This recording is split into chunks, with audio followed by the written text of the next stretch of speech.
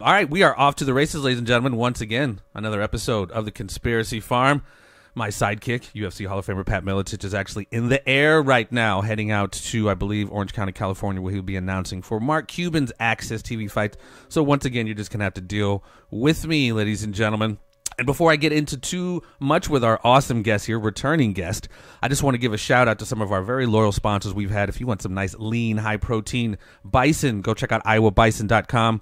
And, man, awesome and infinite thanks to our guys over at Marigold Resources. This summer helped us out so much with a lot of projects. If you guys have want any information, advice on mergers and acquisitions as it relates to business, check out my guys at marigoldresources.com, www.marigoldresources.com. Man, I am so thankful. Last time we had this gentleman on, we only had a little bit of time, and there was so much that I wanted to ask him, couldn't quite get to. And one of those subjects was Bigfoot. I've spoken many times when I describe this show. I'm like, hey, it's called The Conspiracy Farm. Now, it's not that kind of Bigfoot, Loch Ness Monster, UFO stuff, and I would kind of say that as a disclaimer, but I find this guest incredibly credible, and his videos and his episodes of Survivorman that dealt with this subject so very fascinating. So we're going to get him on, or we have him on to talk about it, as well as his tour he just came off of, his incredible music that he does, his shows he puts on. The guy is just kind of a jack of all trades, Mr. Renaissance Man. He is the Survivor Man, Mr. Les Stroud, returning to the program. How are you doing this morning, sir? I'm doing good, man. Thanks a lot for having me. Absolutely. We had to get his cup of joe in him, which he now has. I think he said he's on his second cup, so it's now kicking in, and we're going to have some conversations. Like you just said a little bit off air, man, you just got off tour. I mean, you have several albums, man. I mean, like I was saying, you just absolutely slay on the harmonica, and anybody want to go check out his music, obviously Les Stroud, you can find him, and he's going to drop his social networking stuff before we're over. But, you know, albums like Bitter and Lake, Off the Grid, Wonderful Things, incredible songs. Excuse Me, Mister, he covers Ben Harper's jam, Excuse Me, Mister, which he just slays. What you been up to this summer, man, since we last chatted? Oh, well, first, man, let me thank you for that commentary on the Ben Harper cover, because the album Bitter and Lake, you know, I'm getting a lot of excitement over my cover of Joni Mitchell's Big Yellow Taxi, and my other release, which is my own song called How Long. But for me, my favorite song on the album is actually the what we did with the Ben Harper cover, because we kind of, well, I think we killed it, man. You did, without a doubt. Yeah, and it's kind of funny because I got a, you know, if you can imagine, a wonderful email back from Joni Mitchell herself, the queen, of saying that she loved my cover. Bruce Coburn said he loved the cover I did of his song, and J.J. Cale's estate said they loved the cover I did of his song. However, Ben never got back to me, the bugger. So I was like really excited to hear what Ben thought of it. And you know, but we did the usual thing. You send it into their management company. You hope you get an answer back. And maybe he hasn't even heard it. I don't know. But in any event, yeah, we did this cover of Excuse Me, Mister. And as I think you're alluding to, that was my song to allow me to kind of cut loose on and blow my kind of harmonica and have a blast with it. But to answer your question, man, oh man, you know me. I mean, what have I not been doing? Exactly. That's probably a more appropriate question. Well, I stay so busy. I'm just off. I was just commenting to a friend that, you know, this is the most relaxed I've been in a month, because I'm just coming off tour. We played the New England states, city wineries, some concert halls. We played up in Southern Ontario, Canada. And that was in support of the new CD, Bitter and Lake. So that's the most recent thing I did. But to summarize as well, I launched a new documentary called La Loche. That's spelled L-A and then capital L-O-C-H-E, which was a serious documentary film about a school shooting up in Canada. So I've got that out right now. And frankly, I've been on I don't know the true meaning of sabbatical, but I keep saying I've been on a bit of a sabbatical, but I suppose I've just been kind of transitioning for, you know what, man, for like the last year almost now. So dipping my toes in lots of different ponds and figuring out what to do next, including with Survivorman. Well, you definitely stay busy in that regard. And the last time we chatted, I don't know if you can get into it, but we got into it last time. You were working on a show called Alaska Grizzly Gauntlet, and you know we were kind of having discussions on that genre that you founded with Survivorman, and how sometimes it could be somewhat fabricated, if not full on, just completely manufactured. But and I think that was kind of coming to a close. Alaska Grizzly Gauntlet. How did that wind up going? Well, I try to I make the statement that I always answer questions honestly. It was a great show. It rated really well. But the other way of answering would be not so good. Yeah. And I'm saying that because of what the premise you just actually gave, or the preface you just gave without even intending to. I'm not going to – it's never a network's fault. It's never a group's fault. There's always a gatekeeper. There's always one person. Sure. And what ended up what began as something that was supposed to be, we've got this guy, Les Stroud, he's going to go out and do all this survival stuff based on wildlife survival, and you're going to get the real deal, turned into hooking me up with a producer that basically is known only for reality TV shows, and they wanted to fake everything. And I just said, "What? No, you're not going to take me all the way to Alaska and then pretend right anything. That's not what I do, and you should never have brought me. Keep your money, keep your series, keep everything." Well, and it's weird because I worked I graduated with a degree in TV production and stuff, and I wound up, for several years working production and a few reality shows. And I was, I guess, for lack of a better term, a little naive because they were manufacturing stuff, and I'm like, oh, this is kind of just a one-off because it was kind of a horrible show on CW. But and then kind of hearing rumors about, let's just say, other individuals who were in that genre, and then you kind of confirming it. It was, it's just very fascinating. I mean, obviously, reality TV is clearly not. It's kind of a misnomer, obviously, but well, no, but you know what? It's not obvious. This is the problem, and I'm trying to remember if I can pull it up. I can't. There's a comedian who does a great, quick little rant on reality TV, and he was very succinct and nailed it. And if I'm gonna brutalize it, but it was along the effective. It's people who aren't producers or writers writing and producing scenarios that would never actually happen to be acted out by people who aren't actors responding in ways that would never occur. And it's like something like that. And does it? Well, the thing is, the reason why I jump on the no, it's not obvious thing is because it's not obvious. The masses, shall we say, are still sucked in. Oh, for sure, without a doubt. You're watching and going, no, I just find it funny. I know it's not real. Yeah. Great. But that is a smaller percentage of people who are like, glued. I want to see what it's going to do today. It's like they're not doing anything today. They're following a poorly written crap script by, young producers who got the show on air who don't have any experience. And, that's why fiction has become so, fiction is better than ever on TV. Yeah. From The Sopranos, on for sure. It on up to the Game of Thrones and all of that. And to me, the fiction. So the reality TV, it's not obvious. And the second piece of that is that who else it's not obvious to? 11-year-olds. It's not obvious to them. They don't know that it's not real. And so you got 13-year-olds giving, handing in school projects about sharks because they watched some crap Shark Week show that was completely falsified. And the reason why I'm segueing into the wildlife thing is because that's what happened to me with Alaska's Grizzly Gauntlet. The network wanted the real deal from me. We set it all up, right? But they had teamed me up with a production company that just wanted to do reality bullshit. We did the shows. I held their feet to the fire so they could not pull that on me. But it meant that the relationship went south really quick. And it's sad because I love Nat Geo and I love them as a name, but you can't trust the crap that is being presented as real natural history.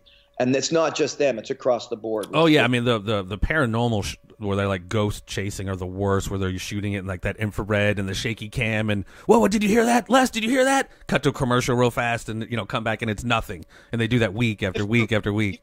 If you want me to, I will summarize it this way: that is said amongst the people in the industry. Reality TV, if you look at it, is nothing more than student filmmaking. That's what it is. And every reality TV producer out there hates me at this very moment. Well, screw you, because you know very well you're getting away with cheap editing, cheap, flashy crap stories. It's student filmmaking. The real producers are making fiction now. Our nonfiction world has been invaded by 29-year-olds who, get in a good position, and nothing against 29-year-olds, but who are doing student filmmaking. They're not doing real documentary filmmakers. Now, there is beautiful documentary work being done. For that, you got to go online. You got to go to just HBO, Netflix. You got to go to the different places, maybe Creative Stream, but that's where you got to go, and you got to watch those documentaries. smtvnetwork.com. That's possibly a good... Exactly. SurvivormanTV.com. Now, I'll bring you up to speed on that because that was a big part of my last year too. And that was me saying, hey, let's get off the television and let's just have everything there for you. $3. I mean, how can you argue with that? Right. It's still got its challenges. I will say this. Anybody who's part of that, and thank you for holding on, and your loyalty will not be dishonored. In fact, I'm doing a major overhaul of SurvivormanTV.com so I can come back out and it can be more vibrant than ever. I'm going to turn a lot of it over to YouTube so it's free, so that I can still celebrate what I do as a documentary filmmaker. Do you have any TV projects coming up with anybody? Any networks? Still, I'm in discussion with the networks all the time. At the moment, Discovery, of course, my old family, still talking with them about some new stuff. I've presented a lot of different pitches and ideas in that. To be frank, the whole world of television is topsy-turvy because of digital, and a lot of people don't know what to do anymore. And there's a lot of shots in the dark. There's a lot of fear. A lot of fear of what to launch next. Yeah, I mean, as an actor and a voiceover actor, you probably remember too several years ago, when the pie got bigger as far as what they call new media, and we're finding now everyone is getting their content, kind of via their handheld or digitally. So, yeah, I mean, you definitely got to. Yeah, exactly. And there's good and bad to that. There's good content is still king. I don't care what other guys are saying. Content is still king, even if you're just doing it with an iPhone. For sure. You still can't just do fluff. You still need great content. Now, the skill and the expertise is not so much there anymore in the camera work. Who's falling back a bit in the reality TV. Who's having fun in reality TV? Editors and cameramen, because they are just doing all kinds of anything they want. Now, that said, they're up against guys who have no skill, who are doing things on iPhone, and it's great. And you can see it online and go, man, this is great content. I'm a believer in the power and passion of really great content. I look at my daughter. My youngest daughter is 11 years old, and it's probably kind of pandemic across that age demographic. But these YouTube stars with billions and billions of views and subscribers doing nothing, like tasting food or just some of the most idiotic stuff. But it's just like the kids are just eating it up. Well, I mean, I think this is a kind of a split discussion. And it's like in the era of the 60s when it's like, don't trust anybody over 30. Well, and then we get over 30 and we realize, well, no, we're still just big kids. We just have money, or we're supposed to be more mature. Well, what you're describing is what the kids are watching, so to speak. I'm going to sound like an old guy here. And I don't deny them that. I talk about with fashions. Like I never got over like what the pants hanging down the bottom of the ass fashion. Well, that's just me sounding like an old guy, because I'm sure in 1976 when I was wearing stupid things and jean jackets and had long hair, I looked dumb too. So, yeah, but you didn't have your ass crack hanging out. Yeah, no, I did not have my ass crack hanging out. No, that was for plumbers back then. Right. So if there's a difference between what the kids are loving and what then becomes mature, skillful viewing and content. So I won't. But do they ever get there if they're inundating them, satiating themselves with such banal content? You know what I mean? It's. Well, one part of me wants to say, yes, we grow and we mature, and the other part of me wants to say, yeah, but don't forget Honey Boo Boo. Precise. Like, oh, yeah, or I just saw Cash Me Outside. I don't know her name, but the Dr. Phil girl, Cash Me Outside. You know who this person is? I don't think I want to know. No, you don't. She's like 15, and she's a huge star for basically saying something on Dr. Phil's show, and now she's got records. Anyway, her and some other huge celebrity music star beefing. I'm like, she's a thing? Like, this is actually stuck? The culture of celebrity's kind of always been there, but man, it's really taking it to a bottom rung. But I mean, you know, like you said, I don't begrudge them from the, you know, having access to it. It's just as kind of a sad commentary that's what's cool now, or you know. Well, you're right. I mean, we can't begrudge them, right? What we can do is provide the alternative. The alternative's always been there. And when you're young, it's crap. You don't want to look at it. It's boring. You don't know. It's like, hey man, let me give it a weird example. I remember watching B.B. King in the mid-'70s when I was a teenager, listening to nothing but Led Zeppelin and saying, "Oh, he's really boring, man." Right. King, because I didn't get it. It's like when you're older, you'll understand jazz, son. It's like that. Right. What can we do? We can keep playing jazz, man. We can keep airing and producing shows like yours. We can produce shit. I don't know if I can swear on your show, but of course anyway, you can. we can produce good shit, you know, stuff that matters and is important and is viable. And if it touches the younger soul, great. But if they're caught up in the fluff of, I don't know, whatever's, you know, for example, the fact that Honey Boo Boo. I mean, it's yeah, which is, you know, and even just hip hop music, which there is some real serious talent in hip hop and real skillful, artistic, creative endeavors, and then there's crap.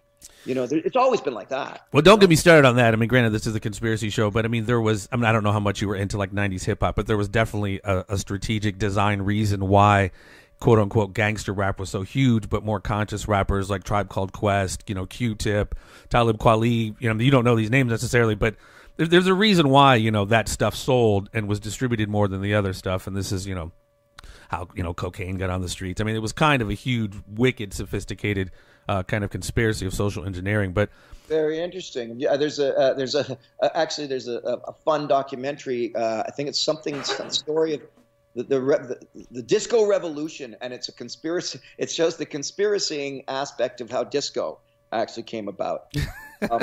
But I don't know. There is talent in all genres. I don't begrudge any genre. I will listen to great rap. You know, I happen to be a fan of Eminem. And Eminem, I can never say that. Eminem. You know. Yeah, absolutely. Marshall Mathers, of course. Yes, thank you.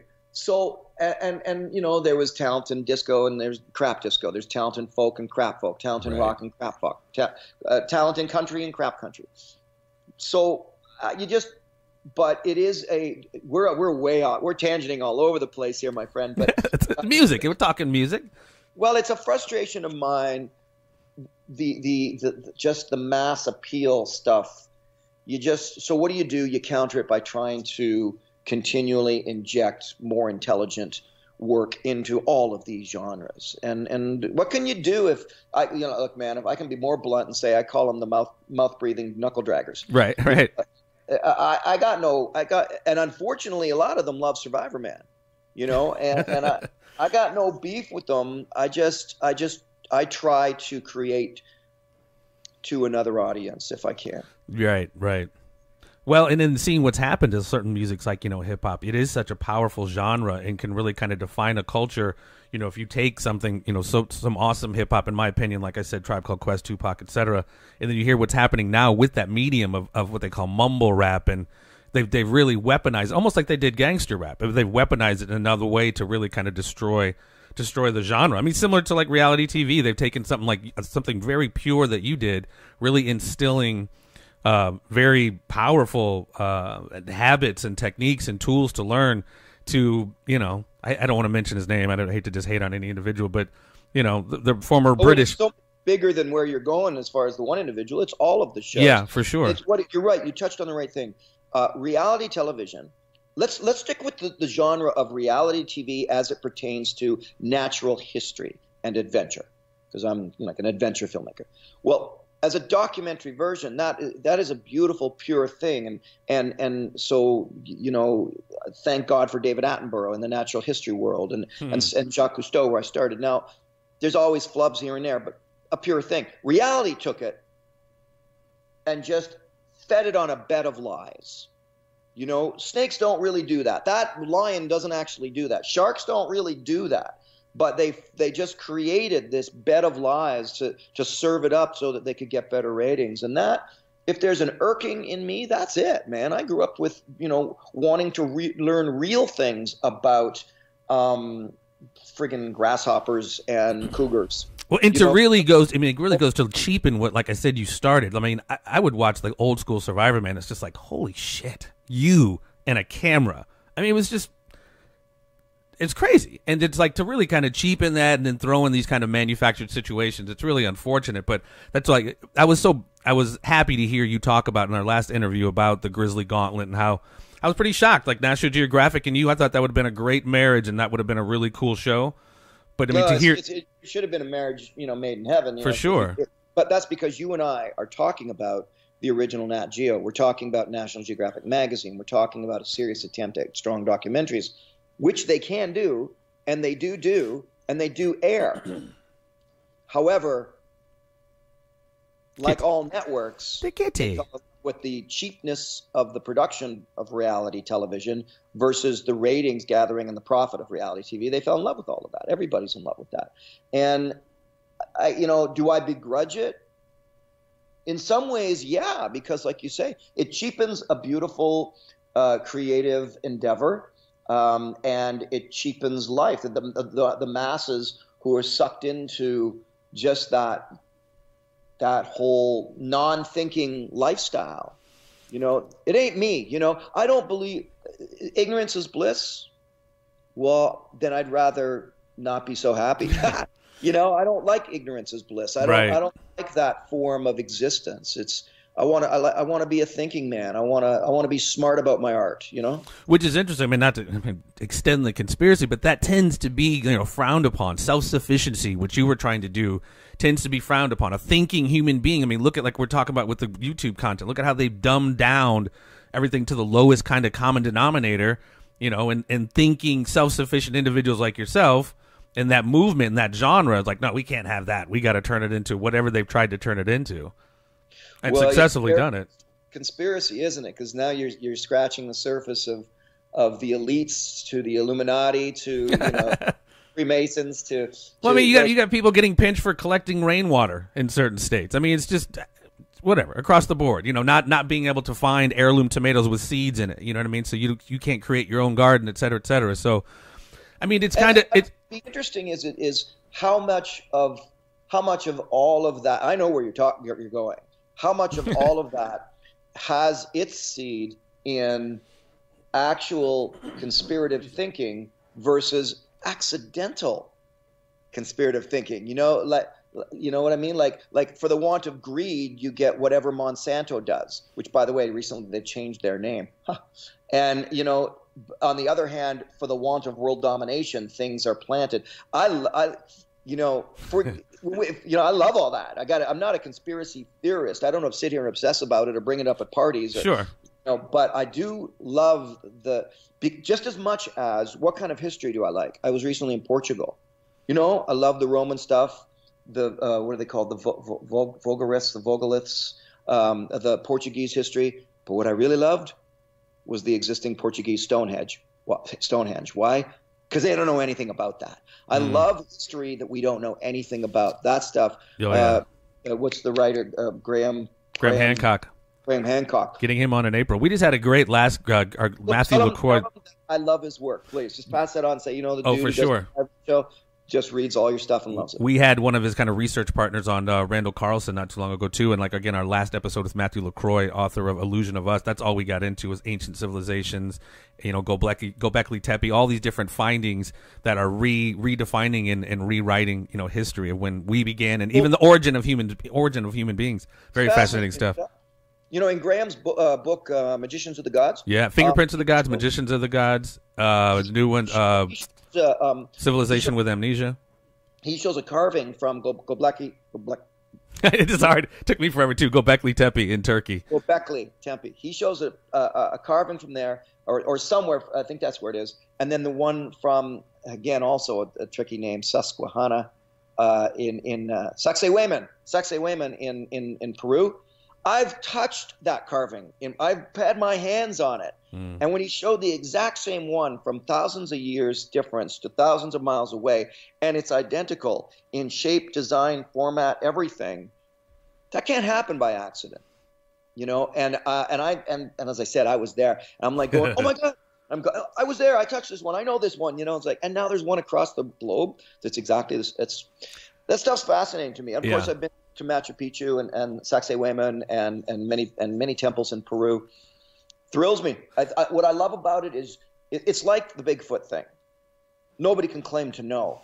And I love when you can't say you actually. And whenever somebody says this is what it is, I know not to listen to them. Well, yeah, because they're finding stuff all of the time. I mean, they found Göbekli Tepe in the 90s. They're finding things all the time that are, like I said, helping to predate history as we kind of know it. And you've helped me in a perfect segue. So when we start talking about Bigfoot, of course, there's many hypotheses, many possible stories. But I was going to ask you, and I'm not particularly a religious human being, but I've through my research through ancient civilizations, you do come across mentioning of certain types of beings in ancient scripts, even the Bible. So you talk about Genesis chapter 6, verse 4. There were giants in the earth in those days. And also after that, when the sons of God came into the daughters of men, they bore children to them, and they became mighty men, which were of old, men of renown.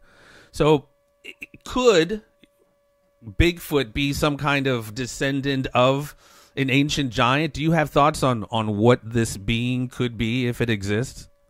Well, it's a fantastic question because you almost have to get past the if and does it exist place first. So we basically, you and I in this conversation have just done that. We've leaped over the fence of does it exist, and we're into the yard of okay, it exists. What is it? Yeah. What I've come to so far, again, it's a moving target, and it's an ever learning process, is looking at all of the references to it, thousands of references to it, and of those categorizing the attributes. Okay, just bear with me for a second. Sure, go ahead. You've asked a big question, so you take all the attributes. What are the attributes? So there's physical stuff like ability to cloak, infrasound, strength and agility and speed, communicate. Then you go into the sort of the deeper stuff like communication through telepathy, that kind of those kinds of attributes, to all the historical references, the Aboriginal historical references, which are many, many. And what I love to say is instead of sitting on one place and somebody going, no, it's a big upright walking ape who's really smart. Well, that's for the scientists because they're afraid to go further because they don't want to be laughed at. No, it's an alien, and okay, well, maybe it has connectivity to alien activity. Maybe it is. I don't know. Well, no, it's something that was implanted on the earth, and it's growing up. In the end, what I'm left with is really this. First of all, I don't believe in the term paranormal. It's all just variations on normal. Yes, paranormal means we don't know. Yeah. That's what it means. It means or we're afraid. The same thing for, supernatural. Well, maybe it's all just natural. We just haven't figured it out yet. What if, for example, this species, this phenomenon of Sasquatch, understood some laws of the universe that we haven't yet understood, that we're only scratching the surface of. Right. Say, for example, this is whimsical, but let's say, for example, they understand how to control their own vibrational energy. If they could do that, if we could do that, think of the things we could do, including vanishing before your eyes and so on. So my take on it, to answer your question, to try and bring it down, is I think it's all of the above. I think it's a species that has access to a lot of things that we don't in understanding and knowledge and skill set, simple skill set. It obviously has a physical manifestation because it's big and hairy and smelly. So there's a physical manifestation, but there's these other manifestations we can't explain. Why is this a problem? Because it scares the crap out of us. We don't want that there's something in our backyard that knows things we don't. That doesn't scare me. It just doesn't scare me. Well, I don't care. Like, so what? I mean, it doesn't change the fact that I want to have a Guinness tonight when I relax. It doesn't change the fact that I just watched an awesome film, the Bohemian Rhapsody movie. It doesn't change my life at all. It just to me, I'm open to all of it. I'm not skirting around a solid answer for No, you. no, because you're correct. Because it actually kind of goes to kind of what we were talking about, ancient civilizations and this ancient stuff, which your Graham Hancock, your civilization with amnesia, these powers, if you will, for lack of a better term, to kind of surmise all of those powers a Bigfoot, or I'm sorry, Sasquatch could have. This could all be, kicked down technology or stuff that was a part of an ancient civilization that they've hidden now as a part of a lot of these things that they've tried to, like I said, the origins of who we are, our true capabilities, et cetera, et cetera. Not to get into a religious rant. I'm not religious, but I think that started with the original sin. No, you guys are fucked up because you ate the apple, the tree of knowledge, et cetera, when in fact that was where the juice was, the ancient mystery schools, et cetera, the burnings of the Library of Alexandria. These things had to happen to keep this story of us suppressed. And I think what you're talking about, like a Sasquatch, it's totally possible. I mean, in my mind, it's if you use the kind of linear thinking, et cetera, of scientific method and empiricism. No, it might not make sense. But if you like what we did with Bigfoot, we took that leap over. Is it possible? Something's up. Something's up. I think the scientific linear process would make it make sense. It's just everybody's afraid to do it. Nobody wants to go down that road. Real scientists won't study a phenomenon like this because they don't want to be laughed at. I just watched the series, ironically, on Nat Geo, which I think is absolutely brilliant. Genius, And the first series was on Einstein. The second one, by the way, is on Picasso, and it's amazing with Antonio Banderas playing Picasso. Fantastic series. The first one, Ron Howard was still getting his footing on how to do it. Not quite as good, but still great learning, and it was on Einstein. And in the end, you realize, Einstein, he was a scientist willing to say, no, let's do it. He was considered a whack job. Sure. So I think in a linear sense, we could go down this road. Everybody's just afraid to. But in the app, and this is the thing, nowadays, more and more stuff is being talked about. Can we not please get in the same living room and combine the creative and abstract with the scientific?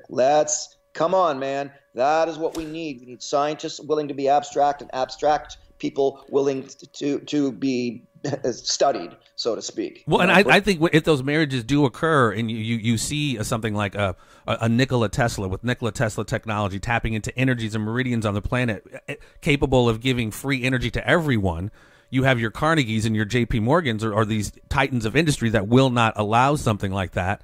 Because again, that goes to what I was talking about being self-sufficient, et cetera, et cetera. If they can't make money off it, that's a huge problem. Well, I think that what you personally, hearing where you're going, have to be careful of doing is lumping down to a single moment in time, a single conspiracy. Because remember what I said, and this is just my own whimsical thinking, nothing more, where you have absolute, we're going to do this behind the scenes so that this can happen so we can stay rich, versus it happens accidentally. It's like accidental conspiracy.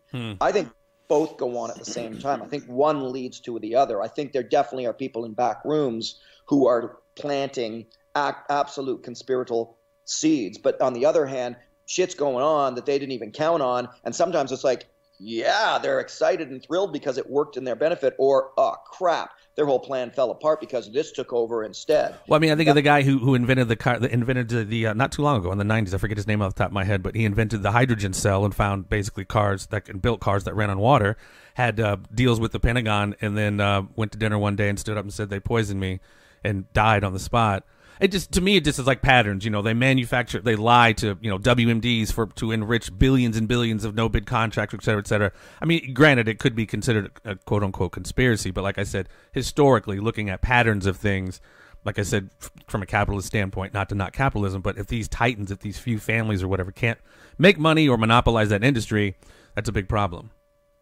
Yeah, here's an interesting question back, though. It's really a strange thing, because I do think that lots of different conspiracies or mini conspiracies go on in the background. And I think that the whole process, I remember, I'll tangent for a second. I remember when I was in Canada and I was looking at, somebody had done an amazingly accurate chart of media ownership in Canada only. And it went, it started wide with 48 names sort of thing, and just went chunk, chunk, chunk, chunk, chunk, chunk, chunk, chunk, chunk, chunk, till you were left with like two families. And so and they up there might do something that just goes, "Ooh, watersheds right down," to their own benefit. But on the other hand, what can we do about it? Yeah, I still want to have a Guinness tonight. Absolutely. No, absolutely. And it, like you said, it shouldn't necessarily encompass your life. It should just help kind of dictate and help you navigate, the things going on in the world. I mean, it's just, I don't, exactly. that ignorance is bliss in these kind of times, and, with certain things going on in the back can be very, very dangerous. I agree with you. And I'm a little bit, unfortunately, a little bit caught up in the political atmosphere of today right now in the United States. Aren't we all? So what I've been doing is, I'm ashamed to say this, but I have been scanning the ban of media. I kind of quickly go through what are the headlines in CNN, which I call the Democratic news. What's the headlines in Fox, which I call the Republican news. What are the headlines in MSNBC, which I call the basically Democratic news. And then what are the headlines in Washington Post and New York Times, which I think are a little bit more across the board. And then finally, I refresh myself because I'm Canadian. What's CBC? Yeah. And I watch CBC and I get a much better. But even in America, you could find the same thing, that kind of flow chart, if you will, of all these different newspapers, magazines, news outlets. You go up. I mean, you got, what is it, News Corp, or Fox owns everything, Westinghouse, Comcast. There's like 3 or 4 companies that run all of these different media outlets. I posted it not too long ago, but you might have seen it. It's Sinclair Media. And they're talking about how free and independent their news is. And it's literally, it'll start with one newscast in Ohio, and it'll build to like 500 different outlets literally saying the same thing. And then by the end, they're all saying the same script at the same time. And this is kind of, while they're all saying like controlled media is a threat to democracy, and they're all just literally saying. So, I mean, that goes on here as well. Well, in the end, as you and I seem to agree, ignorance is not bliss. And I'd love to see that statement corrected to a modern level here, because ignorance is dangerous. And I think it's basically the whole grain of salt thing. You can't just believe everything you read. I mean, back in it started, once upon a time, people actually thought, when newspapers first started, well, if it's printed, it must be real. If Walter Cronkite said it. Then that changed to radio. Well, if they said it on the radio, it must be real. Then that grew to television. Well, if they said it on TV, it must be real. And then it went to the internet. Well, if it's on the internet, it must be. Yeah. And guess what? You need to have a filter, people. Everyone, I've said this before on the show, everyone is looking for a shortcut to thinking. And even if you start to embrace these things that we're talked about as actually real, if they go from being conspiracy to actually happening, then one has to really internalize, now what do I do? If it is as bad as we talk about on this show, you got to almost keep your head up your ass, because it's like, if you realize how bad it is, then you have to do something. And I think most people are too... They just don't give a fuck. You know what I mean? Like I say this all the time on the show. We're trampling people on Black Friday for sales on TVs and shit. Keeping Up with the Kardashians is one of the top rated shows on TV. Again, dumbing things down to the lowest common denominator is like the thing. And if you're a thinking person, oh my gosh, you must be one of them. You must be one of them conspiracy theorists or something. Because if Brian Williams didn't say it, or Walter Cronkite didn't say it, et cetera, that stuff really bugs me. Well, and the other, then. For example, in the American election, and on a lot of the news stuff I watch, what's an issue that the Democratic people and all that stuff who are, say, against Donald Trump have? Their elitist thinking. Every time they think they've got him, they're like, oh, this is going to get him. You watch now. That didn't work. It went from Russian collusion to paying hookers. Oh, and you got this. You got the rubbing of the palms. Oh, we got him now, and watch this. This is going to get him. Impeachment. Oh, it's like because he's made of Teflon. Would you get your heads out of your asses, stop being so elitist, and realize that if you want to fight fire, you have to use fire. You have to, if you're going to fight the bully, the bully in the schoolyard, you're not going to do it by telling the teacher. You're not going to do it with intelligence. So so this, to what you said, going back to, well, what do you do? If I say there are people out there who are mouth breathers and knuckle draggers, anybody who's insulted by that, well, okay, yeah, I did mean you. Yeah, you're probably talking about you. Well, yeah, if you're a thinking person, I'm not talking about you. But here's the difference. Oh, here's one for you and your show. This is a dangerous one for me to say. Uh-oh. But here's the problem. And they're outbreeding us. For sure. That's the problem. Mouth breathers are outbreathing the thinking person. And while the thinking person is like, no, I'm not going to have 6 kids. I'm not going to be a religious fanatic. I'm not going to, okay, while we're doing that, they're pumping out babies by the armload and following Honey Boo Boo on TV. And that's what's happening. I couldn't agree with you more. And to me, that's by design. That is social engineering. That's what it's called, the King Alfred's plan, or national. What is it? God, I'm going to hate myself after this. It's basically a world population program of not just depopulation, but what you're talking about, social engineering to dumb people down to the lowest common denominator. So it's like thinking is almost a threat. You know what I mean? The thought police, like George Orwell said. You know what I mean? Well, you're absolutely right. And so what do? You've got this podcast, this show. This is a podcast, right? Absolutely. Yeah. And in over 100 countries with a couple million listeners already. There you go. Yeah. And I've been tempted to do one for a long. You know what? Let me tangent. I've been tempted to do one for a long time. Do you know why I haven't? Because I just don't know what I care about. I don't know what I'm really passionate to constantly talk about and really dive into. I meander too much. And so, case in point to this conversation and this recent moment in this conversation, what do I personally do as a self-proclaimed thinking person? After a while, I just get tired of it and I jump in my canoe and I go paddling. I'm just like, you know what? Fuck it. I'm gonna go paddle a canoe. I'm gonna take my dog for a walk on the trails. I'm just because do I want to convince a knuckle dragging, mouth breathing person that they need to think? After a while, no, I don't want to convince them. It's like, you know what? Godspeed to you, man. Do what you got to do. That's really been my psychology on the show the last several episodes. Like, the political climate is so nasty, and some of the things I think I have come to learn is so deep and dark. And I don't think it's really changing anybody's mind because, like you said, we're being kind of outbred. And so I've kind of lightened it with, conversations about ancient civilizations, conversations about Bigfoot or your music or what you're up to. Because it's really, I wouldn't say debilitating, but it is kind of emotionally sapping to constantly be in that fire and brimstone mode. That's why we started the new show, Everything Combat, because life is a fight. Everybody has a fight in life, not just physical combat. We got George Foreman coming up, Bruce Buffer. It just lightens the conversation a little bit while still talking something of substance. So I feel you. Speaking of substance and speaking of the fight, when my show, dipping back into this pool again, when my show was first ripped off, and I'll say it that way, when that first happened, I was immediately called by my lawyer and said, what do you want to do? Do you want to sue them for format rights? And I could have absolutely. Now, I already knew, though, that in the history of television, no one's ever won a format right battle in court. It's just it's too hard. It's not like stealing a song riff. It's different. And secondly, my network was the people who did it. So it's not like it's like suing your mom. Right. And I wanted to have a nice long life with Discovery Channel, and I did, and I have. So did they? And again, the network didn't rip me off. One gatekeeper did. One person who hasn't been with the network in 15 years. One executive producer said, if Les won't cheat his show, we're going to make a copy of his show.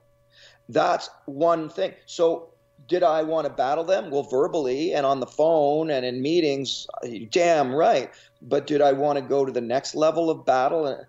Life's too short, man. So what did I do? I stayed the course. And 20 years later, I'm known as the only authentic survival person on TV. And do I say that with braggadocio? Do I say that with arrogance? Fucking right I do. Screw the guy who did it. So show me where they actually did what I did. Nobody did what I did. So I'm going to hold that title, be proud of it, and honor it, As well you should. And that's where I'm at. I remain. Now, do I have the money that Bear Grylls has or the producers of Naked and Afraid? Not even a point of a percentage of their money do I have. But do I have a wonderful life? Absolutely, man.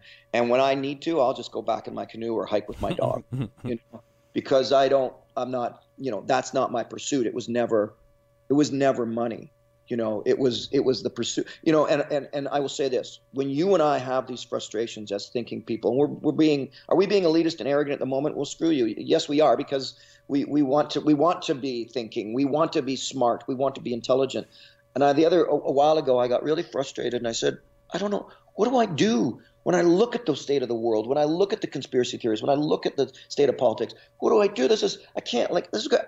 And said to me, well, my father, this is a friend of mine saying this, my father, who's a very intelligent man, he sinks back into the classics. He reads the classics. He reads Socrates. He reads this. He reads that. And I thought, that's not a bad idea. Yeah. Sink into the arts. Go look at a Picasso and stare at it for a few hours. Go read a Shakespeare for art and creativity. Go read a Plato or whatever. Go read of the masters. Things that elevate, I mean, not to get all transcendental, but like elevate your consciousness, just because, like I said, everything is so bottom rung, low energy, just, really just, like I said, not everything. You just see kind of the culture is just so, You know what I said yesterday? A couple of days ago, I was on tour and I was talking to my guitar player about this kind of stuff. And I said, you know what? I wish I can't be like this. But I said, I wish I could be just the kind of entertainer like AC/DC, who never gave a shit about anything other than sex, drugs, and rock and roll, baby. I wish I could be like that. But the minute I start to write a lyric, I can't write just about getting high, right, or bedding somebody, if you know what I mean. I can't. I got to write about. But I wish I could be like that. Yeah, but I mean, it's, you see, again, beautiful music, great music, but just, kind of destructive, self-destructive. Your music, back to your music a little bit. I mean, your music speaks to your essence, or your essence, lends itself to its music. Very environmental, you know what I mean? It's very, very conscious, you know what I mean? And another thing, back to your music, which I found awesome, dude. You had Mike Klink, a producer who used to work with Guns N' Roses, on one of your albums, and you actually had Slash play on one of your albums. Not to bounce around, but it's pretty awesome. For spinning it back, I will tell you this, that because it's part of our conversation too. So, for example, I'm a creator. I'm a content creator. So musically, I create. All right, should I just do rock and roll, and should I just do my songs? Well, I do that. I've got some rock and roll. I've got my love songs. And I'm actually thinly disguising that by putting it out under another name, which is the Campfire Kings. However, it makes a lot of sense as a thinking creator to do music that is intelligent and about the environment, about nature, either celebrating or a call to action. And to go perfectly segue based on your question, that is what brought Mike Klink into my world. Mike Klink is a legend in the recording industry. And he just simply said, A, how's the music? Oh, your music is great, Les. B, your message, I like it. Because Mike and I call each other recycling Nazis. He gets it. He hates seeing the destruction of the planet, environmentally speaking. So he sees my musical project as a vital project, and he thinks the music is great. Enter the next level. My stuff has always been roots rock, acoustic, David Matthews with an acoustic guitar, Ray LaMontagne styled, right? The next album we have coming out, my another album produced by Mike Klink, featuring Slash, featuring Steve Vai, nice, featuring Mindy Abair on saxophone, Aerosmith saxophonist. Is an epic. I say that very humbly, but it's an epic rock album. It's full tilt rock, man. It's like, that's a nice ensemble right there, brother. I like. They hate when I do this, but I like to call it Tool meets Dave Matthews, and that's what's around the corner. And it's a little bit almost. Mike again hates this. He's going to kill me for this, but it's a little bit prog rockish. It's rock, but it's a rock album. So everything makes sense for me to lead down this road with someone with the sensibilities of Mike Klink, both artistically, musically, and environmentally, with my drive and passion and ability to articulate a mission based on the planet. So you see, let's go there. What do we do with all this, with the state of politics and conspiracies and our creations? Me, I found my place, and it's based on the fact that I fucking love nature, and I can't help but love the natural world. I'm obsessed, if you will, with the natural world, but I want to be an artist. Well, here's my creation. It started with Survivorman. It started with films about adventure, and it morphs into my music and more things with adventure and filmmaking. And that's the flow of who Les Stroud is as a content creator, trying to be a thinking man, trying to be creative, passionately in love with nature. Mike I bring in these. Okay, why Slash? Because I've got a song out called One Giant Farm, coming out, called One Giant Farm. It's about the oceans. I did a video that is very brutal and hard to watch. And Slash said to me, if you don't release this video, I don't want to do the solo. Wow. Oh, you do this, I'm in. You don't do this, I'm out. It's not about you and your rock and roll world, Les. It's about I believe in your mission. The Slash is a great lover of elephants, for example. And I've done did live shows with him, charity events for the dolphin, the preservation of the dolphin through the Cove people, the Dolphin Project. So Slash is all in, for the environment and wildlife. That's the only reason he agreed to do the solo. He doesn't give a shit about me. He agrees. He cares about my mission. Same as Mike. Well, okay, Mike and I are very close now, but he agrees with my mission. So there you have it. And here we are with what's around the corner, which I hope you'll have me on again because I'm excited to release. The album's called Mother Earth, and it's a big rock album, man. I mean, I'm just talking to a friend of mine. Assembling the right team is really crucial in any kind of project. But I mean, having that right nucleus together is really kind of dictates kind of the success a lot of times. And of course, man, you're welcome back anytime. And to close on this, I guess, I think that's, in my humble opinion, I think that's kind of where we've lost our way. We need to get back to nature more. Turn your phone off. Just be silent for a minute, for a lot of minutes, weeks. I mean, if you can, just get out and away and kind of decompress and stop being inundated by wireless radiation, et cetera, and kind of get more in balance. Because I just see our world is just so materialistic and physical and external. And I think resuming a good relationship with nature, I think, could help bring people in balance. And that's just my personal opinion. We are completely lost without nature.